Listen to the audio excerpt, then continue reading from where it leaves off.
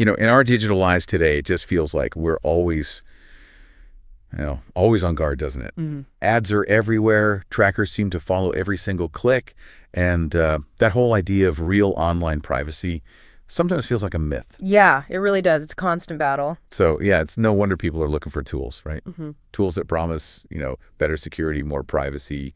They look incredibly appealing. Absolutely. Welcome to the Deep Dive. Today, we're going deep into one of those potential solutions, Aloha Browser. Right.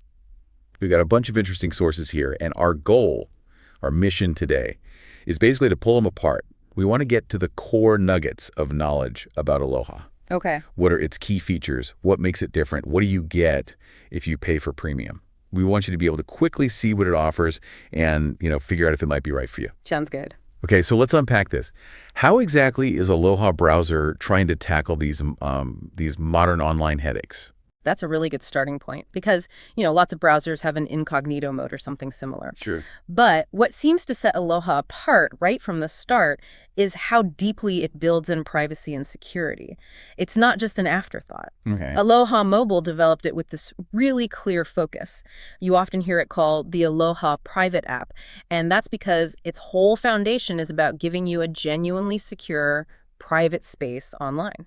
So more than just a private tab. Exactly. It's more about giving you real control, not just another window onto the web that forgets itself later. Okay, so if that's the core idea, privacy and security first, what does that actually look like? Especially in the free version. Where do you see that right away? Well, probably the first thing you'd notice is just the overall secure browsing environment. Yes, it does the standard incognito stuff, secure tabs like you'd expect. Right. But the really standout feature, I think, is something they call the Secure Vault. Ah, the Secure Vault. Okay, yeah, that one caught my eye too. This seems genuinely different. It is. It lets you lock down specific folders and downloads with a passcode or even Touch ID, Face ID. That's right. We've all had that moment, haven't we? You download something sensitive and then you're like, okay, where did that actually go? And is it safe there? Exactly that worry. The Secure Vault seems to hit that directly. Gives you a dedicated safe spot for those files right inside the browser. Precisely. It takes that common anxiety and offers a specific solution, an encrypted space right there. But the free security features don't stop there. Oh. Another really big one, especially for a free tool, is the built-in VPN. Right, the unlimited built-in VPN. That's pretty striking for a free browser. But it says basic. What does basic actually mean for someone using it? Are there typical limits compared to paid VPN? That's a really important question. Basic here gives you excellent baseline security, encrypting your traffic, masking your IP address, all without paying. Which is great. Definitely. But basic usually means maybe fewer server locations to choose from, and potentially speeds could be a bit slower sometimes, maybe during peak hours compared to, say, a top-tier paid VPN service. Okay, that makes sense. It's a fantastic starting point for privacy, though. Makes it accessible. But yeah, you should manage expectations on performance compared to the premium paid options. It's sort of democratizing basic online security. Got it. A solid foundation.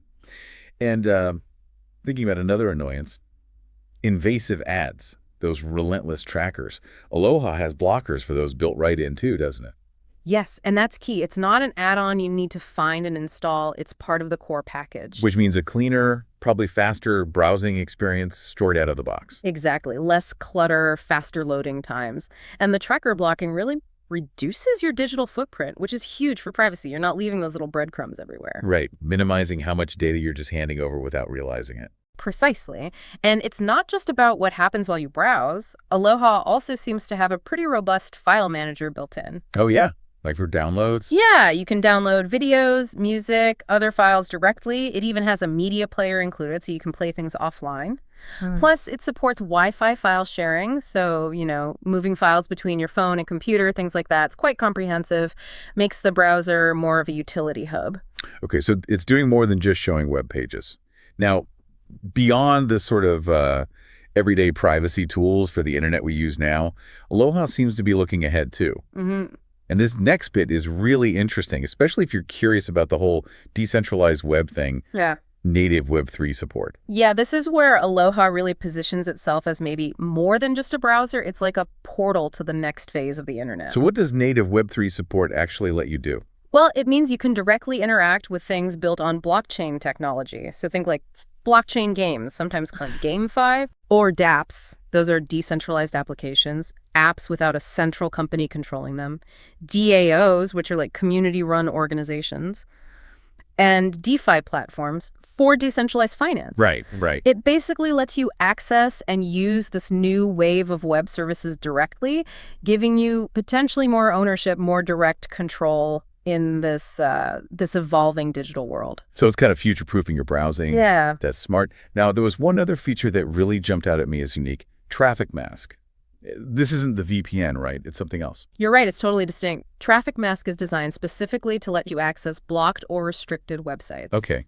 But how is that different from the VPN? Doesn't the VPN do that? It can, but Traffic Mask works differently. Crucially, it does this without hiding your IP address or routing all your traffic through an external server like a VPN does. Oh, interesting. So why use that instead of the VPN? Speed, mainly. It's designed to be a faster alternative just for bypassing those specific content blocks without the slight overhead a full VPN connection might add. Ah, okay. So Traffic Mask is like a targeted tool.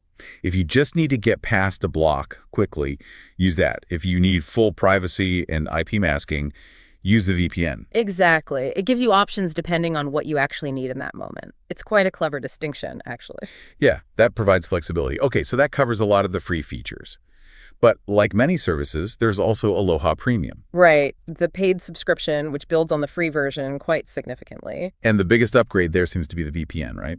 Definitely. The premium VPN is, it's enhanced. You get faster servers and access to way more server locations, they say, over 80 countries. Okay, faster and more choice. But the really big deal, the game changer, as you said, is the phone-wide VPN connection. Right. Explain that. That means it's not just protecting the browser activity. Correct. It means the VPN protection covers all the apps on your phone or tablet, your email app, social media, banking apps, everything. Wow. Okay, so that's a huge jump in overall device security for you, the user. It absolutely is. It turns the VPN from just a browser tool into like a full security shield for your entire mobile device.